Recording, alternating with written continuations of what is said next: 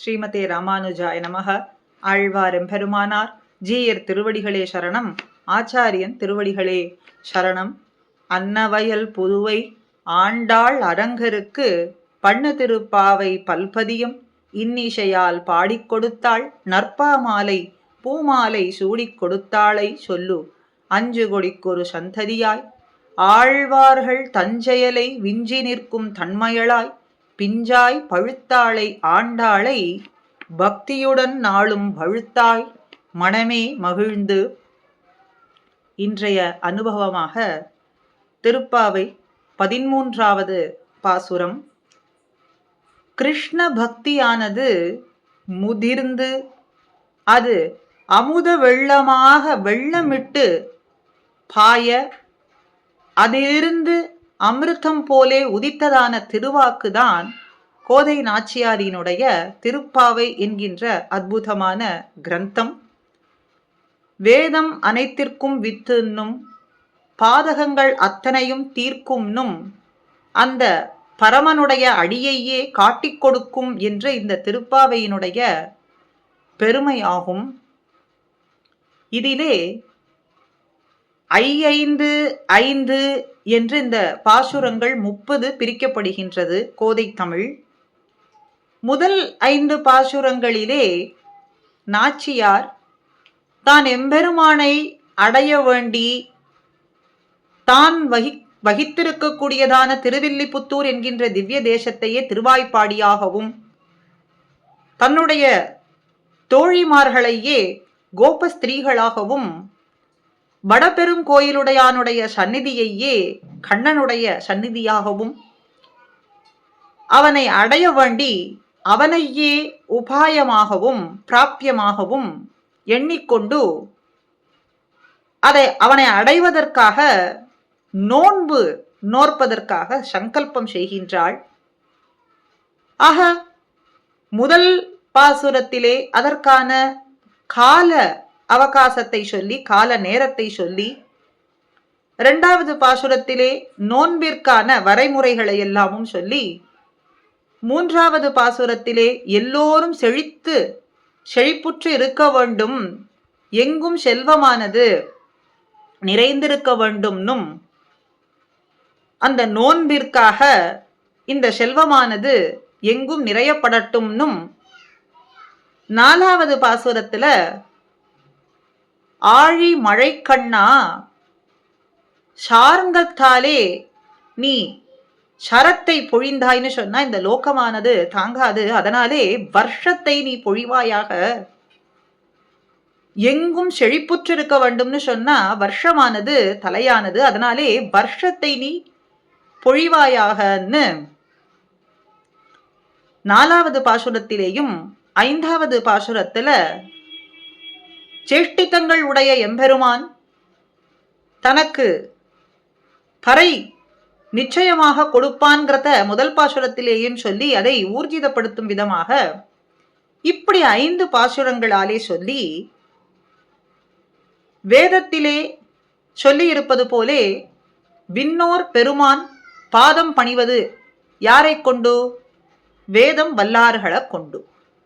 அதுபோலே 6வது பாசுரம் தொடங்கி 15வது பாசுர பர்யந்தம் ஒவ்வொரு பாகவதர்களையாக எழுப்பிக் கொண்டு கோஷ்டியாக சென்று எம்பெருமானுடைய சந்நிதியிலே சேர்ந்து அவனுடைய திருநாமங்களை எல்லாம் நாம சங்கீர்த்தனம் பாடிக்கொண்டு அவன் தரக்கூடியதான அவனிடத்திலே பெறக்கூடியதான அவனே நமக்கு தரக்கூடியதான அந்த பறை என்கின்ற கைங்கரியத்தை பெறுவோம் என்கின்ற வாக்கிலே முறையிலே 6வது பாசுரம் தொடங்கி ஒரு கோபிகையாக ஒரு பாகவதர்களாக எழுப்பிக் கொண்டு செல்லும் விதமாக அமைந்திருக்கின்றது. இதிலே 5 பாசுரங்கள் விடிந்தமைக்கான அடையாளங்கள் சொல்லக்கூடியதான பாசுரங்கள்னும் 5 பாசுரங்கள் விடிந்தமைக்கு அடையாளங்கள் இல்லாத பாசுரங்கள், ஆனால் கோபிகையை எழுப்பக்கூடிய பாசுரமாக அமைந்திருக்கின்றது என்று சொல்லப்படுறது. 6வது பாசுரத்துல பிள்ளாயினும் 7வது பாசுரத்துல பேய்ப்பெண்ணென்னும் மாமான் மகளே, அதற்கு பிறகு கோவலர்த்தம் பொற்கொடியே, நற்செல்வம் நங்காய், போதரிக் கண்ணினாய் என்று 13வது பாசுரத்தில் ஒவ்வொரு பெண்ணாக எழுப்பிக் கொண்டு வருகின்றாள். ஒவ்வொரு பெண்ணுக்கும் ஒரு பிரபாவங்கள் சொல்லப்படுகின்றது. 6வது பாசுரத்துல பெண்ணே என்று அழைத்தவள் உள்ளே உறங்கி கிடக்கக்கூடியவளானவள் பகவத் விஷயத்திற்கு புதியவள். பகவத் விஷயம் தெரிந்தவள்னாலும் பாகவத கோஷ்டியினுடைய ஏற்றம் அறியாது உறங்கி கிடக்கின்றவள் என்று சொல்லப்பட்டாள். அதே 7வது பாசுரத்துல பேய்ப்பெண்ணே என்று அழைத்தார்கள். பகவத் விஷயம், பகவத் சேஷத்துவம், பாகவத சேஷத்துவமும் நன்னாக தெரிந்தும் அதை மறந்து போய் உறங்கி கிடக்கக்கூடியவளே, அதனாலே பேய்ப்பெண்ணே அப்படின்னும் மாமான் மகளேன்னு உறவச் சொல்லியும், அதுக்கடுத்து 11, 12 பாசுரங்கள்ல கோவலர்த்தம் பொற்கொடியே, செல்வ பெண்டாட்டி என்றும் நங்காய் என்று இப்படி செல்வத்தை இட்டு அடுத்த பெண்களை அழைக்கும்படியாக அமைந்திருக்கின்றது. நம்முடைய பூர்வர்கள் நமக்கு அனுஷ்டித்து காட்டியிருப்பது பகவத் விஷயம், பகவத் சேஷத்துவம். இந்த ரெண்டையும் காட்டிலேயும் பாகவத சேஷத்துவமே உயர்ந்தது என்பதை நமக்கு அனுஷ்டித்தும் காட்டிக் கொடுக்கிறார்கள். அந்த விதத்திலே இந்த திருப்பாவையிலே 6வது பாசுரம் தொடங்கி 15வது பாசுரம் எல்லே இளங்கிளியே பரியந்தம் இந்த பாகவத பிரபாவமே பேசப்படுகின்றது. 7, 8, 9 இப்படி 6, 7, 8 தொடங்கி ஒவ்வொரு பெண்ணாக அழைத்து கொண்டு வரும் பொழுது இந்த போதரிக் கண்ணினாய் என்று 13வது பாசுரத்திலே இந்த பெண்ணை அழைக்கின்றாளே, இதற்கு முன்னிருந்த அந்த பெண்களினுடைய பிரபாவம் என்ன என்பதை பார்த்தோம். இது மேலோட்டமான அர்த்தம். இப்ப 9வது 10வது பாசுரங்களிலே சொல்லப்பட்டிருக்கக்கூடியதான பெண்ணை மாமான் மகளேன்னும் நங்காயின்னும் சொல்லப்பட்டிருக்கு. உறவை கொண்டு அந்த கும்பகர்ணனே தோத்து போகும்படியான உறக்கம் கொண்டிருக்கக்கூடியவளே என்ன தூக்கத்தை தான் மேலிட்டு சொல்லப்பட்டிருக்கே ஒழிய இந்த 13, 14, 11, 12 அதற்கு அடுத்ததாக வரக்கூடிய பாசுரங்கள்ல அவளுடைய செல்வத்தை இட்டு சொல்லப்பட்டிருக்கு, தூக்கத்தை சொல்லவில்லை. 9வது 10வது பாசுரங்களிலே அவளுடைய செல்வம்னு ஒன்றும் சொல்லப்படாது பொழுது தூக்கத்தையே கொண்டுள்ளவள் என்றும் உறவை மாத்திரமே சொல்லப்பட்டிருக்கு. ஆனால் 11, 12வது பாசுரங்கள்ல செல்வ பெண்டாட்டி கோவலர்த்தம் பொற்கொடி என்னும் நற்செல்வம் நங்காய் என்றும் செல்வம் உடையவளே என்று இந்த பெண் பிள்ளையை கொண்டாடுகின்றார்கள். தூக்கம் அப்படிங்கிறத இந்த இடத்துல சொல்லவில்லை. எப்படிப்பட்ட செல்வத்தை உடையவர்கள், அதனாலே செல்வ பெண்டாட்டி இன்னும் நற்செல்வம் நங்காயினும் சொல்ல இருக்கிறார்களேன்னா, ஆண்டாள் நாச்சியார் முதல் பாசுரத்திலேயே செல்வச் சிறுமீர்கள், ஆயர் சிறுமியர்கள் அத்தனை பேரும் செல்வம் உடையவர்களே என்று முதல் பாசுரத்திலே எடுத்த எடுப்பிலேயே சொன்னாள். அது சொன்னது நாராயணனே நமக்கே பறை தருவான்னு அந்த கைங்கரியத்தை வேண்டி இருக்கக்கூடியவர்கள் ஒரு அர்த்தம்.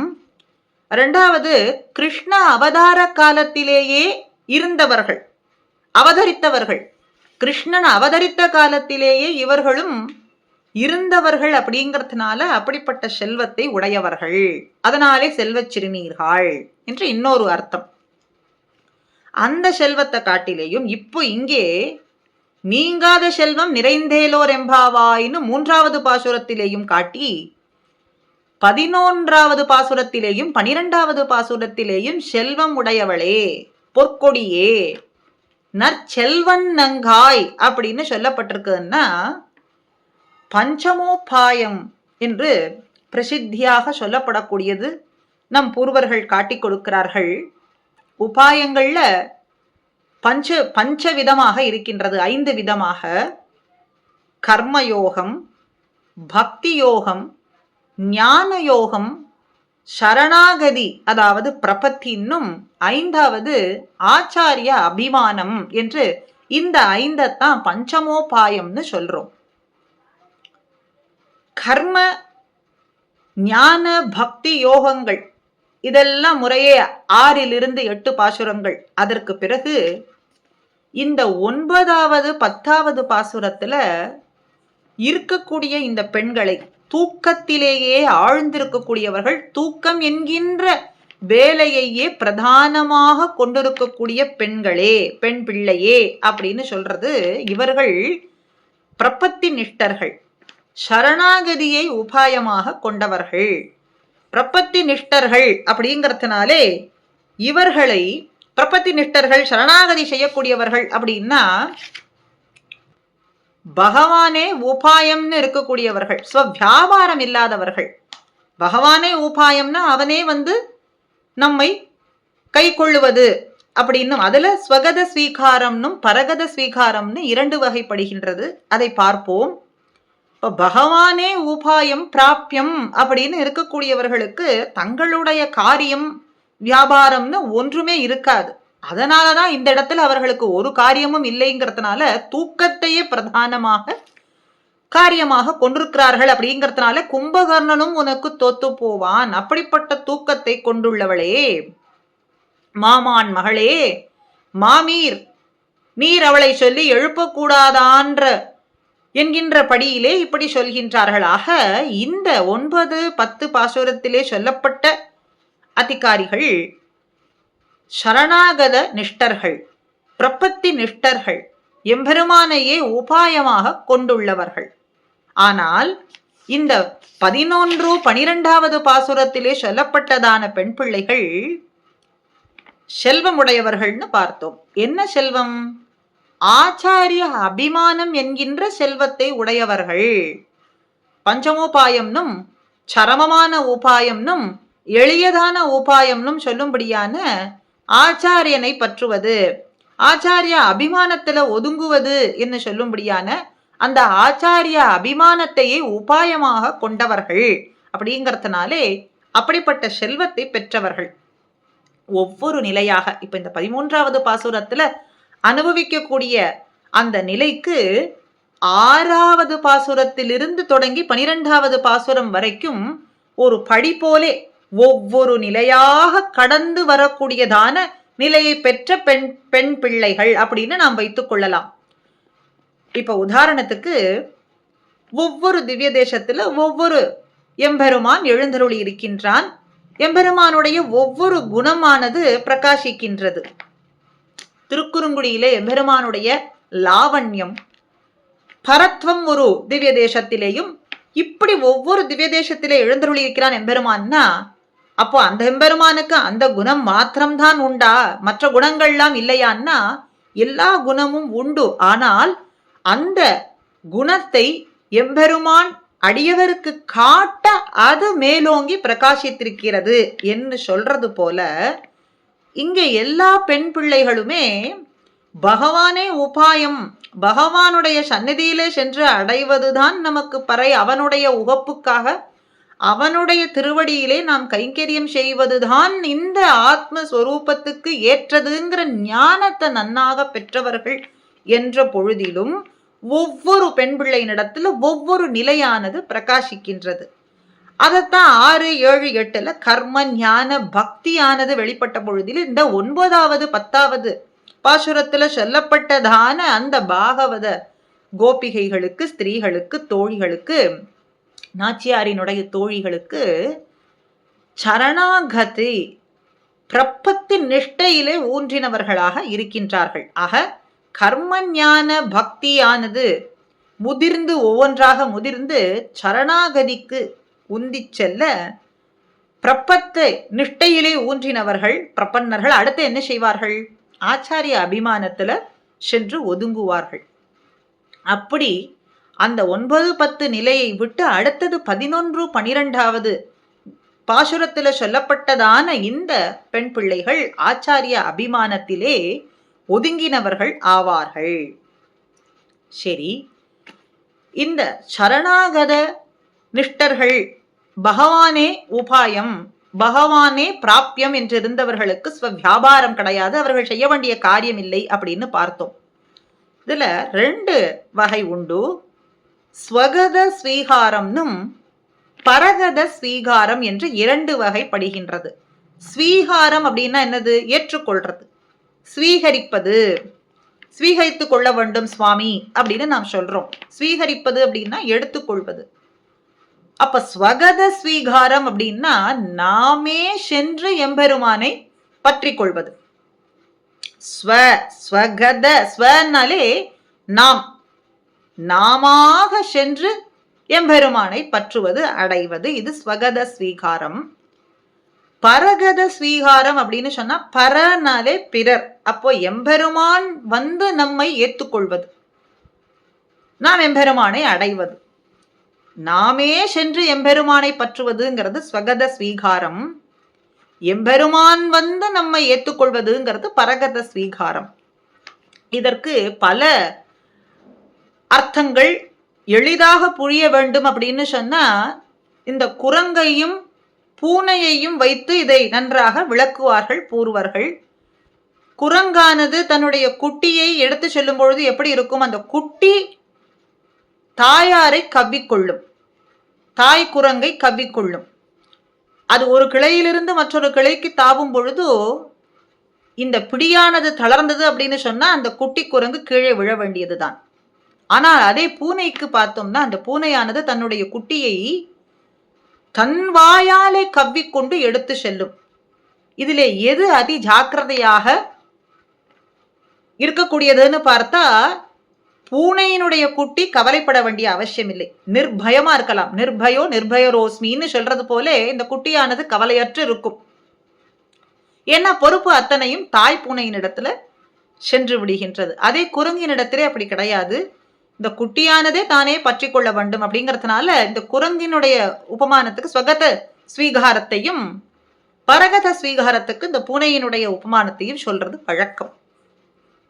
ஆக சரணாகத நிஷ்டர்கள் எம்பெருமானை உபாயமாக பற்றினவர்கள் இடத்திலேயும் ஸ்வகத ஸ்வீகாரம்னும் பரகத ஸ்வீகாரம் என்று இந்த 2 வகைப்படுகின்றது. ஆச்சாரிய அபிமானத்தில ஒதுங்கினவர்களுக்கும் இந்த 2 வகைப்பட்டவர்கள் உண்டு. ஸ்வகத ஸ்வீகாரம்னும் பரகத ஸ்வீகாரம் ஆச்சாரியனிடத்துல என்ன? நாமே சென்று ஆச்சாரியனை பத்தி அவர் திருவடியை முன்னிட்டு கொண்டு பேரு என்பது தப்பாமல் பெற்றுக்கொள்றது.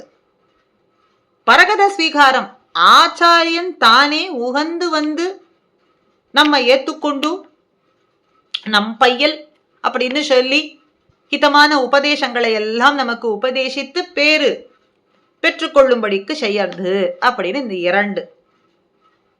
சரி, அப்போ இந்த சரணாகத நிஷ்டர்களுக்கும் இந்த 2 வகைப்பட்டவர்கள் உண்டு.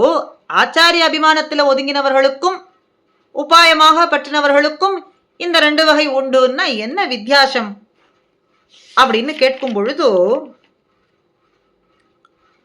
ஆச்சாரிய அபிமானத்துல ஸ்வகத ஸ்வீகாரமாக தானே சென்று ஆச்சாரியனை பற்றினாலும் சரி, பரகத ஸ்வீகாரமாக ஆச்சாரியன் உவந்து வந்து நம்ம ஏற்றுக்கொண்டு கடாட்சித்தாலும் சரி, இந்த 2 வகையிலேயும் பற்றினவர்கள் உயர்ந்த கதியை அடைபவர்கள் என்பதில் ஒரு சந்தேகமும் வேண்டாம்.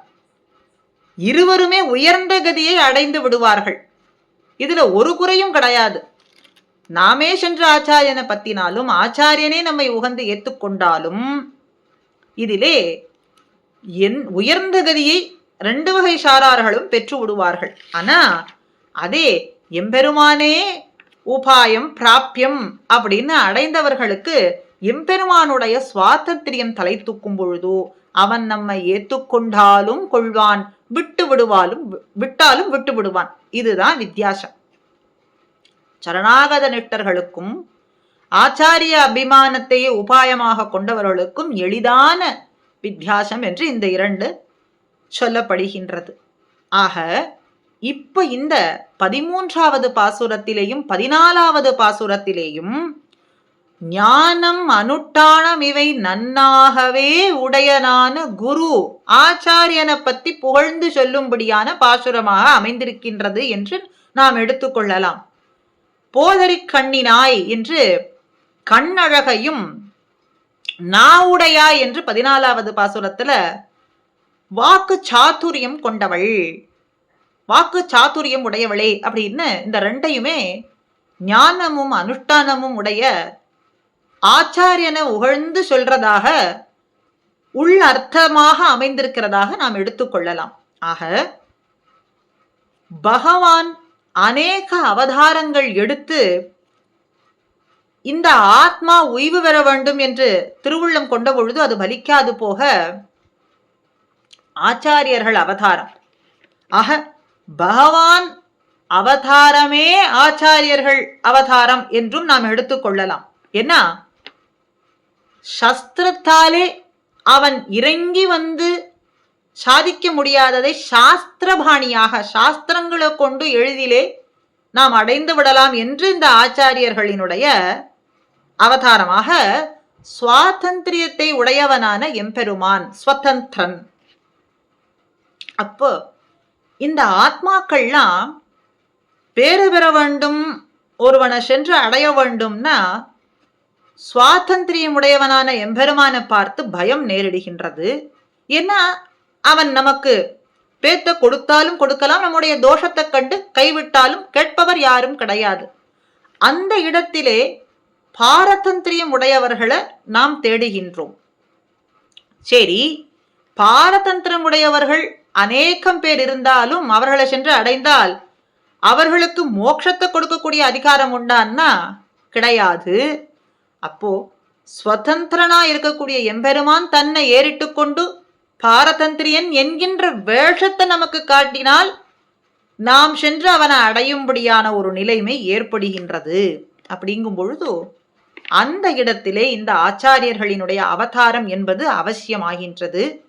பாரத்வாஜ சம்ஹிதையில அழகானதொரு ஸ்லோகத்தின் மூலமாக இந்த ஆச்சாரியனுடைய கீர்த்தி சொல்லப்படுகின்றது. கையிலே நாம் பருகுவதற்கு எளிதான நீர் அமைந்திருக்க எங்கோ ஆகாசத்துல இருக்கக்கூடிய நீர் வருமா வருமான்னு காத்து கொண்டிருப்பது போல இருக்காம். எப்படின்னா கையிலே இருக்கக்கூடிய புதையலான தனமான ஆச்சாரியன் நேரே நாம் சாட்சாத்கரித்திருக்கும்படியா இருக்க இந்த பூமியிலே படாத பாடுபட்டு தோண்டி ஒரு புதையலை கண்டெடுப்பவரை போல இருக்கின்றது. எப்படி அருகிலே நீர் இருப்பதற்கு ஏதுவா இருக்க நாம் பருகலாம் பழிக்கு அருகிலேயே இருக்க அதை விட்டு விட்டு எங்கோ இருக்கக்கூடிய நீரை பார்த்து கொண்டிருக்கோமே, அது போலன்னா இருக்கு. நாம் நேரிலே சென்று அடையலாம் படிக்கு எளிதிலே எழுந்தருளி இருக்கக்கூடியவர் ஆச்சாரியர், கிருப்பையையே சொரியக்கூடியவர், நம்முடைய புண்மையான நிலையை பார்த்தே நமக்கு அனுகிரகம் செய்வதற்கு எழுந்தருளி இருக்கக்கூடிய ஆச்சாரியர் மகானுபாவர் எழுந்தருளி இருக்க அந்த தனத்தை விட்டு விட்டு அப்படிப்பட்டதான மகா தனத்தை விட்டு விட்டு புதையலை தேடிக்கொண்டு செல்றது போலே இருக்காம். சுலபம் சுகுரும் தியக்த்வா துர்லபம் ய உபாசத்தே லப்த்வம் தியக்த்வா தனம் மூடா குப்தமன்வேஷ்டி இக்ஷிதௌ அப்படின்னு அருமையானதொரு ஸ்லோகம். அந்தர்யாமியாய் பகவான் உள்ளுக்குள்ளே எழுந்தருளி இருக்கான். ஆனா நேரே ஆச்சாரியனான எம்பெருமான் ஆச்சாரியனாகவே எழுந்தருளி இருக்க அவனை விட்டு விட்டு உள்ளே தேடிக்கொண்டிருக்க, வேறு எங்கோ ஸ்தலங்களில் எல்லாம் தேடிக்கொண்டிருக்க, பார்க்கடலிலே இருக்கின்றானா பரமபதத்திலே இருக்கின்றானான்னு எல்லாம் தேடிக்கொண்டிருக்கோமே, அது எப்படி இருக்கு? கையில் இருக்கக்கூடிய தனத்தை விட்டு வேறொரு புதையலை தேடுவது போலே இருக்கு அப்படின்னு சொல்றது போலே அருளாள பெருமாள் எம்பெருமானார் ஞானசாரத்துல அழகாக இதையே காட்டுறார்.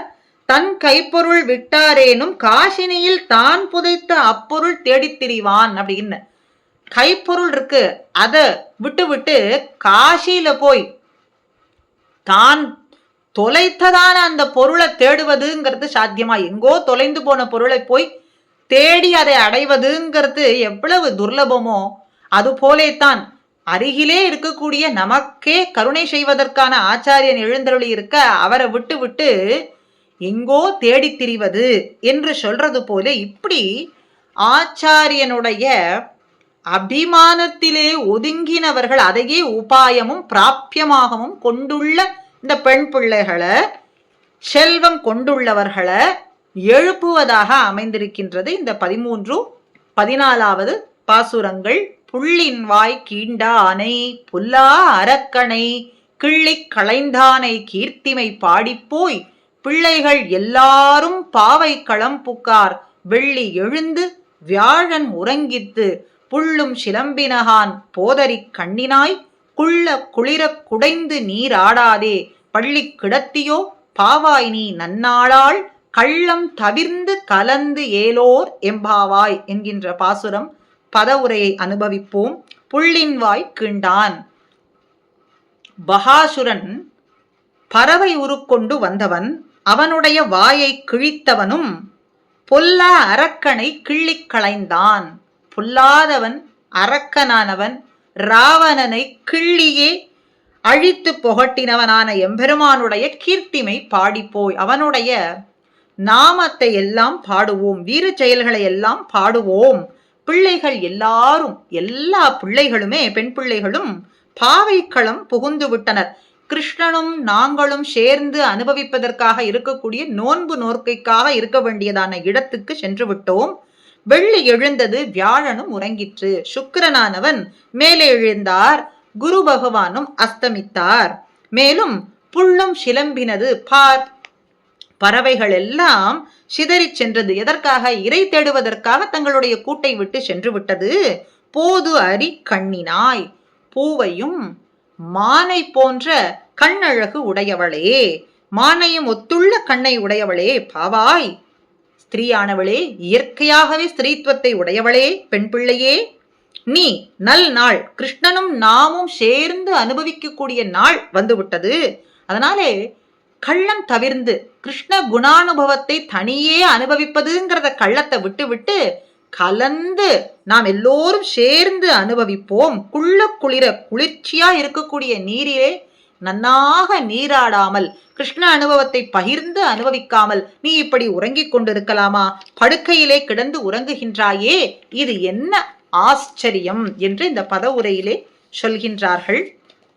தன்னுடைய கண்ணழக நினைத்து கொண்டு கிருஷ்ணன் தானே வந்து ஏற்றுக்கொள்வான் என்று நினைத்து இப்படி உறங்கி கிடக்கிறாயே பெண் பிள்ளாயே, நீ எழுந்திருக்க கூடாதா? பொழுது விடிந்து விட்டது அப்படின்னு வெளியில இருக்கக்கூடிய கோஷ்டிமார்கள் எல்லாரும் சொல்ல, இவ்வளவு பாட்டுக்கள் தோறும் மனத்துக்கினியானை பாடவும் அப்படிங்கிற பாசுர, அதற்கு முன்னே இருக்கக்கூடிய பாசுர பரியந்தம் கிருஷ்ணனுடைய பிரபாவங்களையே பாடிக்கொண்டு வருகின்றோமே அப்படின்னு சொல்லி ராம விருத்தாந்தத்தை பாடினார்கள். இப்போ இந்த பாசுரத்துல எவருக்குமே சந்தேகம் அப்படிங்கிறது தெரியாத வண்ணம் கிருஷ்ண பிரபாவத்தையும் ராம விருத்தாந்தத்தையும் சேர்த்து அனுபவிக்கின்றாளாம் ஆண்டாள் நாச்சியார். அதனால புள்ளின் வாய் கீண்டான் அப்படிங்கறதுனாலே கிருஷ்ண பிரபாவமும், பொல்லா அரக்கனை கிள்ளி களைந்தான்ங்கிறதுனால ராம விருத்தாந்தத்தையும் சேர்ந்து அனுபவிக்கின்றாளாம். ஆக மனத்துக்கினியானை பாடவும் அப்படின்னு கேட்டு கிடக்கக்கூடிய பெண் பிள்ளை மற்றவர்களுடைய அபராதம் எல்லாம் தீருவதற்காக இப்படி பாடுறாளாம். ஆக ராம விருத்தாந்தம் சொல்றவர்கள் உண்டா அப்படின்னு உள்ளே இருக்கக்கூடிய பெண் பிள்ளை கேட்பது போலேயும் இவர்கள் எல்லாம் சொல்றார்கள். வெளியில இருக்கக்கூடியவர்கள் ராம விருத்தாந்தமும் சொன்னோம், கிருஷ்ண விருத்தாந்தமும் சொன்னோம், ராமாயணமும் சொன்னோம், பாரதமும் சொன்னோம், பாஞ்சராத்திரமும் அகப்பட சொன்னோம் அப்படின்னு சொல்றார்களாம். ராமாவதார பிரபாவம் மாத்திரமல்ல, கிருஷ்ண அவதார விருத்தாந்தத்தை எல்லாம் சொல்றோம், ராமாயணமே சொல்றோம், மகாபாரதம் சொல்றோம், பாஞ்சராத்திரமும் சொல்றோமே, உன்னுடைய காதிலே கேட்கவில்லையா? நீ இப்படி உள்ளே உறங்கி கிடக்கலாமா அப்படின்னு சொல்ல, புள்ளின் வாய் கீண்டானை, பள்ளத்திலே மேயும் பறவை உருக்கொண்டு கள்ளவசுரன் வருவான் என்று சொல்றது போலே கண்ணனை முடித்து விட வேண்டும் என்று கம்சனுடைய ஆக்ஞை. பலவிதமான உருக்கொண்டு வடிவு கொண்டு அசுரர்கள்லாம் வர, இங்கே புல்ங்கிறதுக்கு பறவை, கொக்குன்னு ஒரு அர்த்தம். கொக்குங்கிறதும் பறவை தானே. கொக்கின் உரு கொண்டு பள்ளத்திலே மேயும், பள்ளத்திலேயே அப்படியே மேய்ந்து கொண்டு வரான். ஏன்னா தன்னுடைய உயரத்துக்கு சரியா, கண்ணனுடைய உயரமும் தன்னுடைய உயரமும் சரியா இருக்கும்படிக்கு கண்ணனை அப்படியே சமயம் பார்த்து விழுங்கி விடலாம் அப்படின்னு பள்ளத்திலேயே மேய்ந்து கொண்டு வரக்கூடிய கள்ள அசுரன், கள்ளத்தனத்தை கொண்டு வந்தான். அப்படியே கண்ணனிடத்துல வர கள்ளத்தனம் தன்னுடைய மனசுல எப்படியாவது கண்ணனை முடித்து விட வேண்டும், கம்சனுடைய ஆக்ஞி, கண்ணனை முடித்து விட வேண்டும்ங்கிற அந்த கள்ளத்தனத்தினாலே அப்படியே கள்ளவசுரன் வருவான். உருக்கொண்டு பறவை உருக்கொண்டு வர சமயம் பார்த்திருந்து கண்ணனும் அவன் விழுங்கும்படிக்கு செய்ய தொண்டை வரைக்கும் சென்று அதற்கு மேலே அக்னியானது மேலே எழ அவன் முழுங்க முடியாமல் இருக்க கண்ணன் அவனுடைய வாயை பிளந்து கொண்டு அந்த அசுரன் மடிந்து போகும்படிக்கு செய்து வெளிவந்தான்ங்கிறது பகாசுர சரித்திரம். அதை இங்கே ஆண்டாள் எடுத்து நமக்கு இங்கே சாதிக்கிறாள். கிருஷ்ண விருத்தாந்தத்தை புள்ளின் வாய் கீண்டானை, பள்ளத்திலே பாயும் பறவை உருக்கொண்டு வந்தான் கள்ள அசுரன் அப்படின்னு சொல்றது போலே இங்கே கொக்கின் வடிவிலே இந்த அசுரனானவன் அப்படியே ஆவேசித்து கண்ணனை முடித்து விட வேண்டும் என்று வந்தான். அப்படி புள்ளின் வாய் கீண்டான்னு அடுத்த ராம விருத்தாந்தத்தை சொல்றாள். ராவணனை முடித்தான். எப்படி கிள்ளி கிளைந்தான், சடக்குன்னு இப்படி கிள்ளி புல்ல பிடுங்குவது போல அப்படி சடக்குன்னு இங்கே நசித்தான் ராவண பதத்தை சொல்றது. அப்ப இந்த இடத்திலே ஜெகத்பதியான எம்பெருமான் தான் செய்யக்கூடிய விரோதி நிரசனத்துக்கும் எதிர்த்தட்டில் இருக்கக்கூடியவர்களை, அடியார்களை, ஆசிரிதர்களை ரட்சிக்கிறதுக்கு அவன் வேண்டுவது எது? நாம் தடுக்காமல் இருப்பது. அவன் உள்ளே நம் ஹிருதயத்திலே எழுந்தருளி இருப்பதற்கோ அல்லது நமக்கு அருள் பாலிப்பதற்கு, நம்முடைய விரோதிகளை முடிப்பதற்கு அவன் எதிர்பார்த்திருப்பது நம்முடைய அனுமதியோ, நாம் அவனை எதிர்பார்த்திருக்க வேண்டும் என்ற நினைவோ அல்ல. வேறு என்ன? அவன் அந்த காரியங்களை செய்யும் பொழுது நாம் தடுக்காமல் இருக்கக்கூடியதே அவன் எதிர்பார்க்கக்கூடியது. பல ஆழ்வார்கள் தங்களுடைய பிரபந்தங்கள்ல வந்து என் மனம் புகுந்தாயின்னு திருமங்கை ஆழ்வார் காட்டுறார். ஒன்றும் செய்யாதிருந்தேன், ஏதாவது ஒரு முயற்சி செய்தேனா, அவனுடைய அருளை பெறுவதற்கு அடியேன் ஏதாவது ஒரு முயற்சி செய்தேனா, அடியேன்னு சொல்லிக் கொண்டிருக்கேனே ஏதாவது ஒரு முயற்சி செய்தேனேன்னா ஒன்றும் செய்யவில்லை. ஆனா அடியேனிடத்துல எப்படிப்பட்ட ஒரு கிருப்பையா, அடியேனிடத்தில் இருக்கக்கூடிய கிருப்பையினாலே அவனே வந்தான்.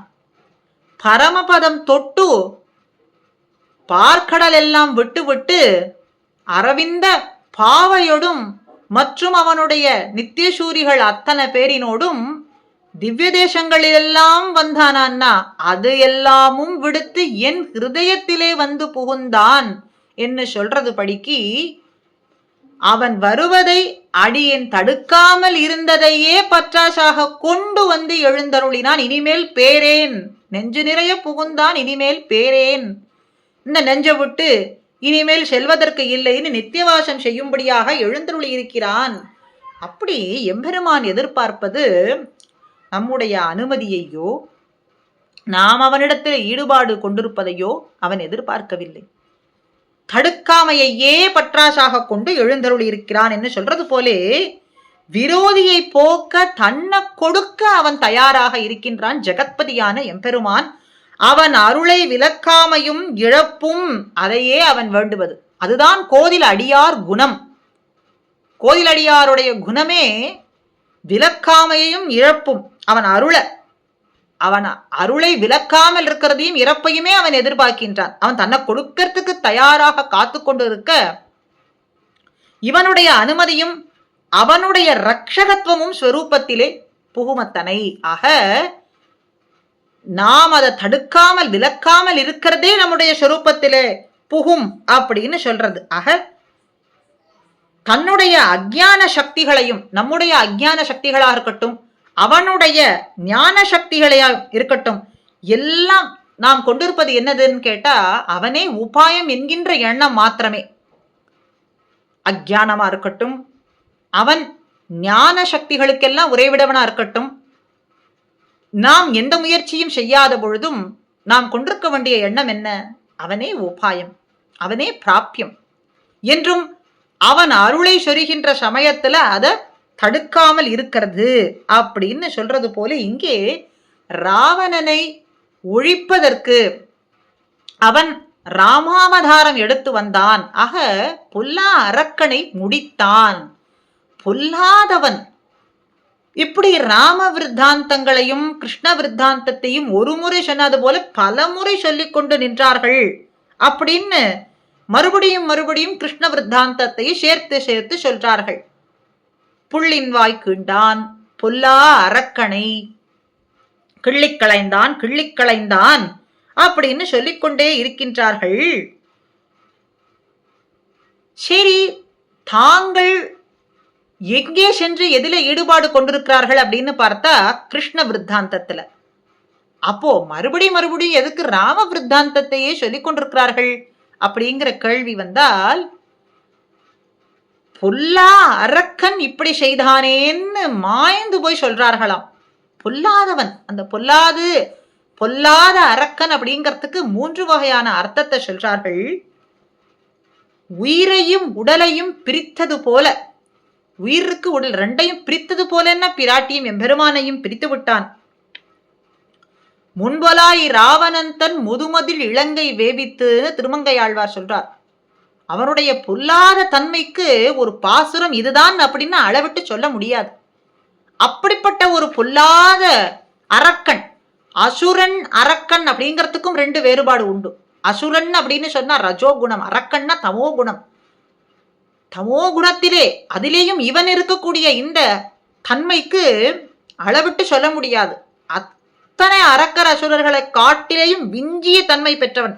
ராவணனிலே தன்னியார் இல்லைன்னு சொல்லும்படிக்கு இவனை விட ஒரு நீச்சனா, இவனை காட்டிலேயும் ஒரு நீச்சன்னு சொல்ல முடியாத அளவுக்கு அப்படிப்பட்ட ஒரு செயலை செய்தான்.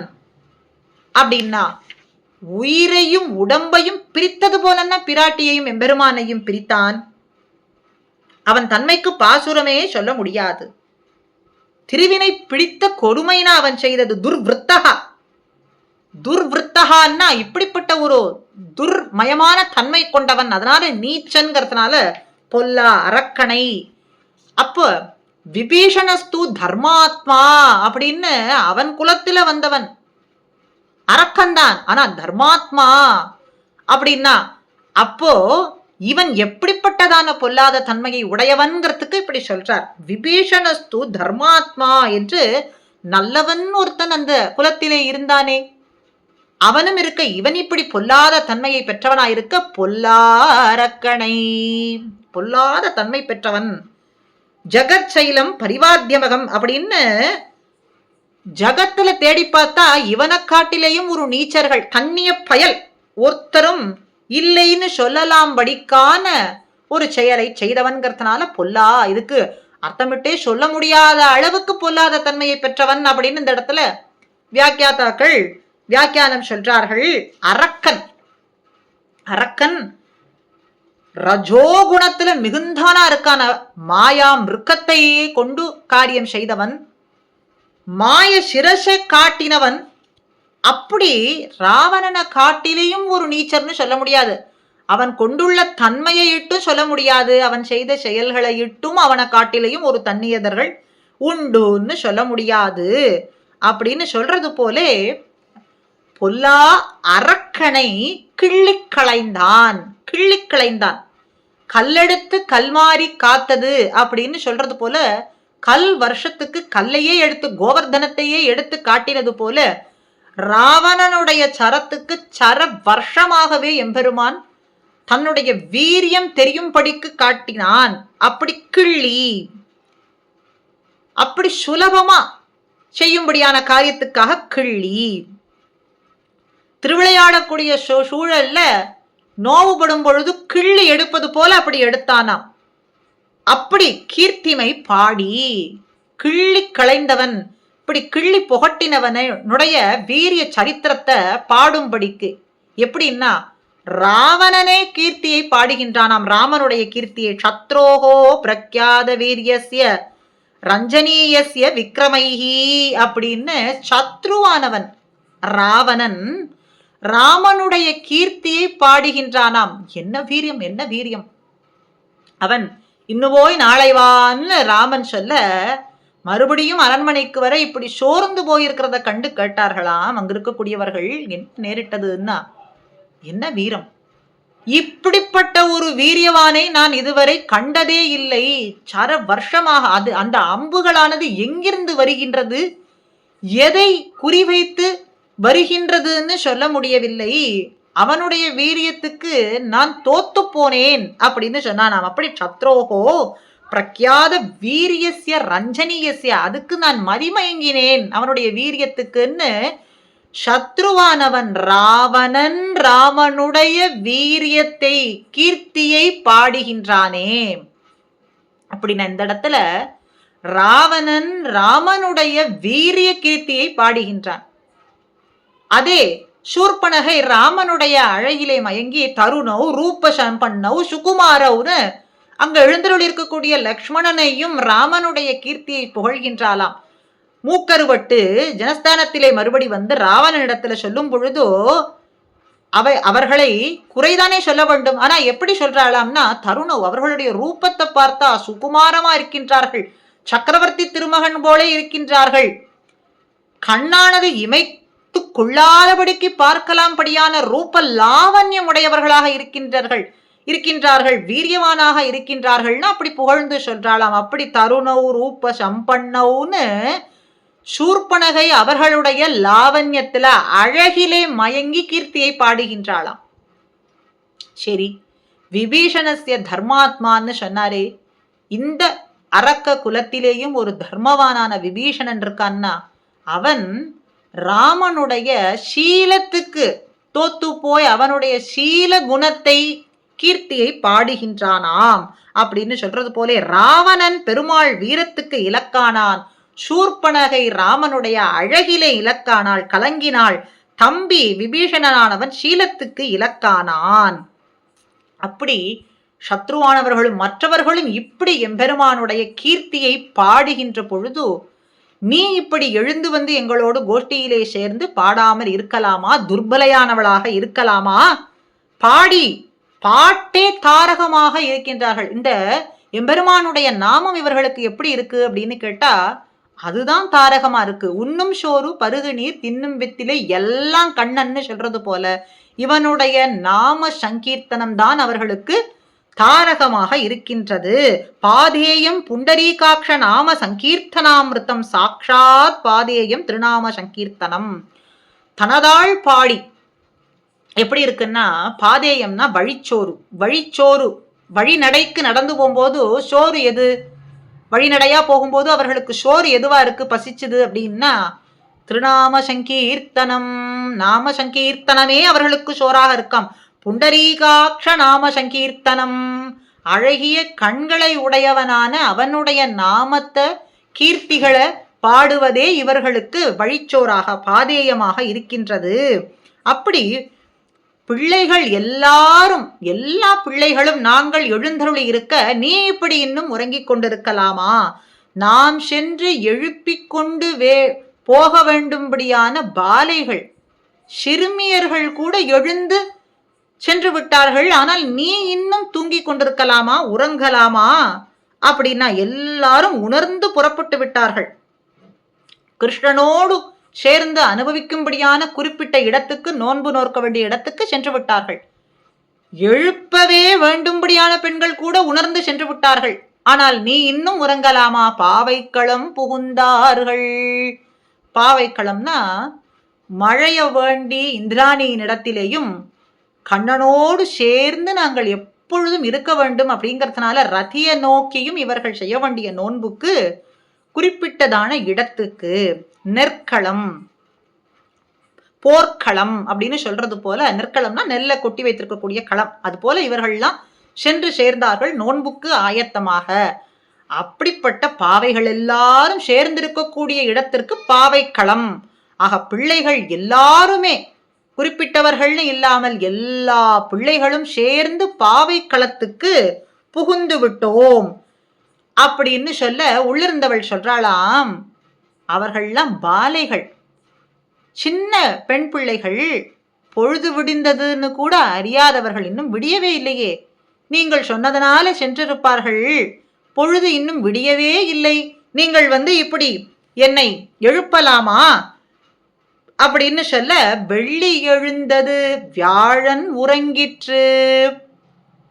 விடிந்ததற்கு நட்சத்திரங்கள்லாம் ஏதாவது உதித்ததான அடையாளங்கள்லாம் வேண்டாமான்னு கேட்க, வெள்ளி எழுந்தது, சுக்கிரனும் உதித்து விட்டான் அம்மா, பிருகஸ்பதியான குருவும் அஸ்தமித்தார் அப்படின்னு சொல்ல, நீங்கள் அபினிவிஷ்டைகள், அதனால நட்சத்திர அதிர்ஷ்டத்தை கண்டு நட்சத்திரங்களை பார்த்தா உங்களுக்கு எப்பொழுதும் வெள்ளியாகவும் வியாழன் அஸ்தமித்தது போலேயும் தோன்றும். நீங்கள் கிருஷ்ண அபினிவிஷ்டையில இருக்கின்றீர்கள், அதனால எப்பொழுது பார்த்தாலும் உங்களுக்கு வெள்ளி முளைத்தது போலேயும் இங்கே பிருகஸ்பதியானவர் அஸ்தமித்தது போலேயும் தோன்றும். இதெல்லாம் நாம் அடையாளமாக எடுத்துக்கொள்ள முடியாது. ஏன்னா நின்ன குன்னத்தினை நோக்கி நெடுமால் எண்ணுமவர்கள் என்றோ நீங்கள். எதிர்த்தாப்புல ஒரு மலை இருக்கு, எங்கு பார்த்தாலும் மலை இருக்கிறத பார்த்தா அதெல்லாம் நெடுமால் நெடுமால்னு சொல்லக்கூடியவர்கள்னா நீங்கள். அதனால நீங்கள் சொல்ற இப்போ வெள்ளி எழுந்தது வியாழம் உறங்கிற்றுங்கிறத அடையாளமாக எடுத்துக்கொள்ள முடியாது. வேறு ஏதாவது அடையாளம் இருந்தால் சொல்லுங்கோள் அப்படிங்கிறதுக்கு நாங்கள் இத்தனை பேர் திரண்டு வந்திருக்கோமே, இது ஒரு அடையாளம் இல்லையா அப்படின்னா, ஒரு காலம் பிரிகிலேன் அப்படின்னு சொல்லிவிட்டவன் எப்பொழுதும் நீங்கள் கண்ணனுடைய ஞாபகத்திலேயே இருக்கக்கூடியவர்கள்.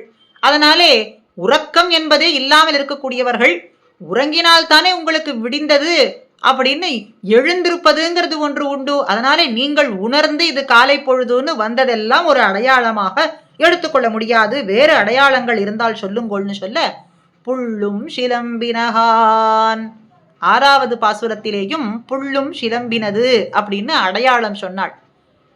பெண் பிள்ளைக்கு புள்ளும் சிலம்பினது, பறவைகள் எல்லாமும் எழுந்து விட்டது, ஒலி எழுப்புகின்றது அப்படின்னு சொல்ல, அவைகள்லாம் எழுந்ததற்கு ஒலி எழுப்பித்து. ஆனால் இங்கோ இறை தேடவே சென்று விட்டது என்று இங்கே சொல்றாள். பொழுது விடிந்ததுக்கு எழுந்ததுன்னு அடையாளத்தை சொல்லி இங்கே இந்த பாசுரத்துல இறை தேடவே சென்று விட்டது, ஆகாரார்த்தமாக சிதறினபடி இறை தேடியே போய்விட்டது, அதனாலே பொழுது நன்றாக புலர்ந்து விட்டது அம்மா அப்படின்னு சொல்ல, திரியக்களினுடைய இந்த பறவைகளினுடைய விருத்தாந்தங்களை எல்லாம் கொண்டு அவைகளுடைய செயல்களை கொண்டு விடிந்து விட்டது அப்படிங்கிற காலநியத்தை எல்லாம் பண்ண முடியாது அப்படின்னு சொல்ல, உள்ளே இருக்கக்கூடியவள் சொல்ல, நாங்கள் சொன்ன இந்த வார்த்தைகளை எல்லாமும் கேட்டுக்கொண்டு கண்ணழகு படைத்தவள் நீயா இருக்கிறதுனாலே இப்படி அவனே நம்மை ஆட்கொள்ளுவான் அப்படின்னு நீ கிடந்து கொண்டிருக்கின்றாயா அப்படின்னு சொல்ல, இந்த கண்ணழகை கொண்டு கண்ணனை வென்று விடலாம், கண்ணனானவன் நம்மை தேடி வரட்டும் அப்படின்னு கிடைக்கிறாயா? போதரி கண்ணினாய், போது அரி கண்ணினாய், கண்ணி போது அரி கண்ணி, பூவும் மானும் போன்ற கண்ணை உடையவள், கண்ணழகை உடையவள்னு ஒரு அர்த்தம். பூ போலே புஷ்பம் போலேயும் மான் போன்ற கண்ணையும் அழகையும் உடையவள் என்று ஒன்று. அடுத்தது அரினா பூவில் படிந்த வண்டு போலே கண்ணழகை உடையவள், கண் அப்படின்னு அர்த்தம். 2வது புஷ்பத்திலே படிந்து வட்டமடித்து கொண்டிருக்கக்கூடிய வண்டு போலே அப்படிங்கிற கண்ணழகை உடையவள் அப்படின்னும், பூவோடு சீறுபாறு என்ற கண் அப்படின்னு 3வது அர்த்தமும். ஆக புஷ்பம் போலே மான் போல கண் என்று ஒன்றும், புஷ்பத்தில வண்டாடக்கூடிய சிதறி அடிக்கக்கூடிய வட்டமிடக்கூடிய வண்டு போலே இருக்கக்கூடிய கண்ணும், பூவோடு சீறுபாரக்கூடிய கண் என்றும், அப்படி உலாவுகின்ற மான் போலே, உலாவக்கூடிய மானானது உலாவும் பொழுது எப்படிப்பட்ட கண்ணை கொண்டிருக்குமோ அப்படிப்பட்ட கண்ணழகை உடையவளே போது அரி கண்ணி. அரி அப்படின்னு மான், வண்டு, சத்ருவானவன், இப்படி 3 அர்த்தங்களை எல்லாமும் காட்ட, அதி மென்மையானவளே, அழகியதான கண்ணழகை படைத்தவளே, போதரி கண்ணினாய், குள்ள குளிர, குள்ள குளிர்ந்திருக்கும்படிக்கு. ஆக இந்த ஆதித்ய கிரணங்கள் எல்லாமும் இந்த குளத்துல ஜலத்துல பட்டு உஷ்ணித்திருக்கும் பொழுது நாம் சென்று குடைந்தாடுவது அப்படின்னா, அப்போ நாம் கொண்டிருக்கக்கூடிய கிருஷ்ண விரக தாபத்திற்கு சரியாகாது. இந்த விரகதாபம் போகுமான்னா போகாது. அப்ப என்ன செய்யணும்?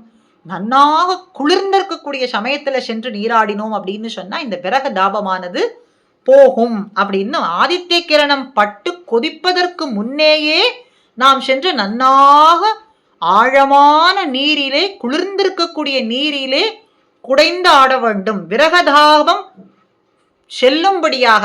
அப்ப ஆதித்ய கிரணம் பட்ட நீரிலே சென்று நீராடினோம்னு சொன்னா இன்னும் நமக்கு விரகதாபமானது சுடும் அப்படின்னு ஒன்றும் கிருஷ்ண விரகதாபம் அற நாம் நீராட செல்ல வேண்டும். ஆக இந்த விரகதாபமானது நம்மிடத்திலே விட்டு போகும்படிக்கு நீராட வேண்டும். நமக்கு செல்கின்ற இந்த கிருஷ்ண விரகதாபம் இனிமேல் பிறக்காதபடிக்கு, அதாவது எப்பொழுதுமே கிருஷ்ண விஸ்லேஷமே நாம் கொண்டிருக்கும்படிக்கு நமக்கு கிடைப்பதற்கு நாம் நீராட வேண்டும், குளிர நீராட வேண்டும், குடைந்து நீராட வேண்டும். ஆக கிருஷ்ண விரகதாபம் செல்வதற்கு நீராட வேண்டும். கிருஷ்ண விரகதாபம் இல்லாமல் எப்பொழுதுமே கிருஷ்ண சம்ஸ்லேஷமே விஸ்லேஷமே கிடையாது, எப்பொழுதும் கிருஷ்ணனோடு சேர்ந்தே இருப்பது அப்படிங்கிறதுக்காகவும் நாம் நீராட வேண்டும்.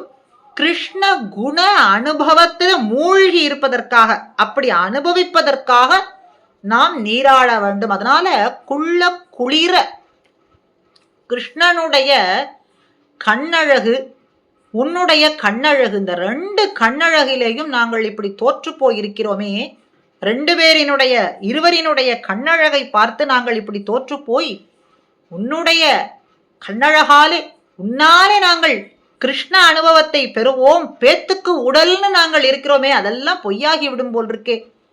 நீ இப்படி வந்து எங்களோடு சேர்ந்து திருநாம சங்கீர்த்தனம் பாடினால்தானே, குளிர குடைந்து நீர் ஆடினால்தானே பேத்துக்கு உடலாக இருக்கும்.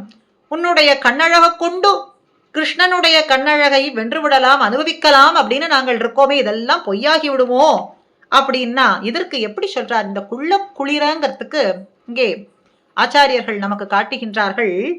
ஷரயூமவகாஹதே அப்படின்னு. பரதாழ்வார் ராமனுடைய பாதுகையை கொண்டு அரசாட்சி புரிந்து கொண்டிருக்கக்கூடிய சமயத்துல ஷரயூலே சென்று தீர்த்தமாடுவாராம்.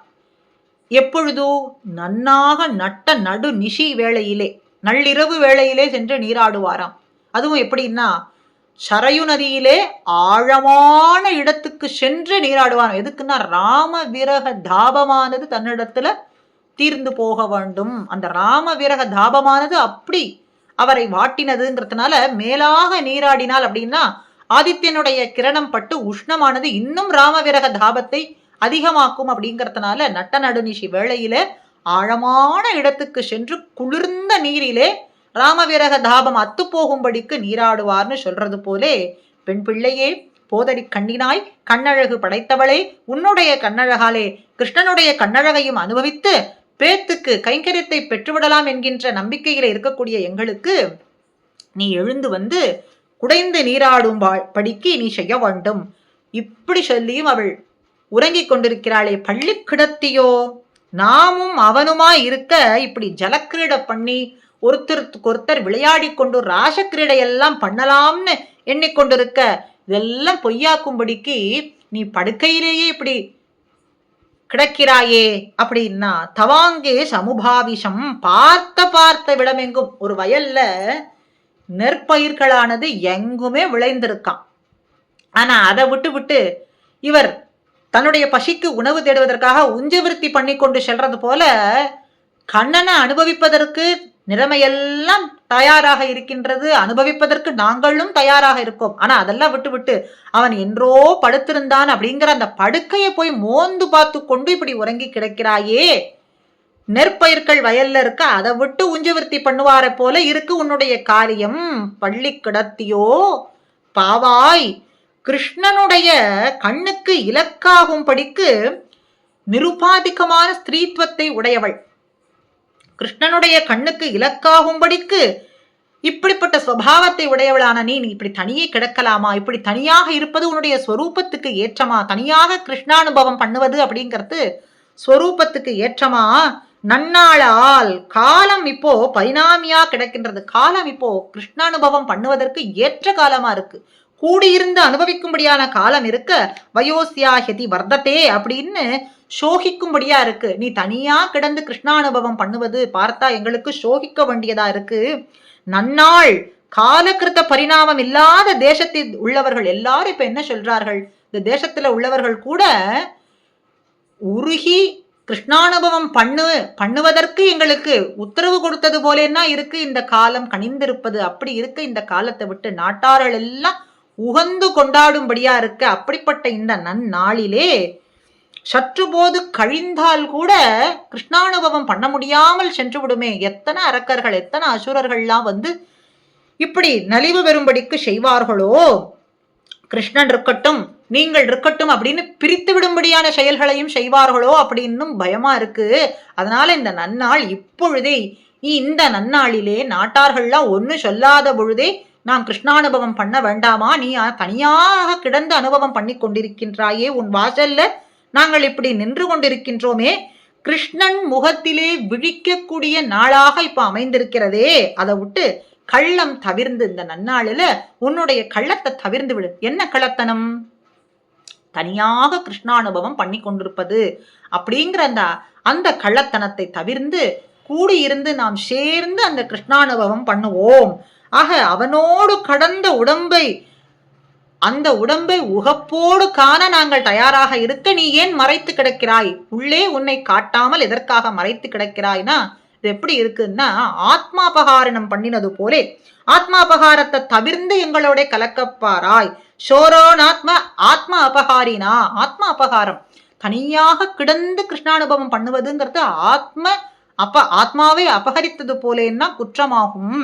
அதனாலே நீ என்ன செய்ய வேண்டும்? தனியான கிருஷ்ணானுபவத்தை விட்டு விட்டு அப்படிப்பட்ட கள்ளத்தை தவிர்ந்து எங்களோடு கலந்து திருநாம சங்கீர்த்தனம் பண்ணிக்கொண்டு கீர்த்திகளை பாடிக்கொண்டு அவன் சந்நிதியிலே சென்று சேருவோம்.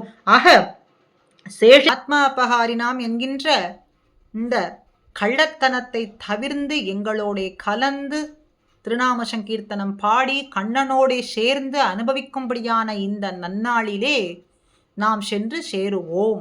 நீ எழுந்திருந்து வாராய் என்று அழைக்கும் விதமாக இந்த 13வது பாசுரம் அமைந்திருக்கின்றது.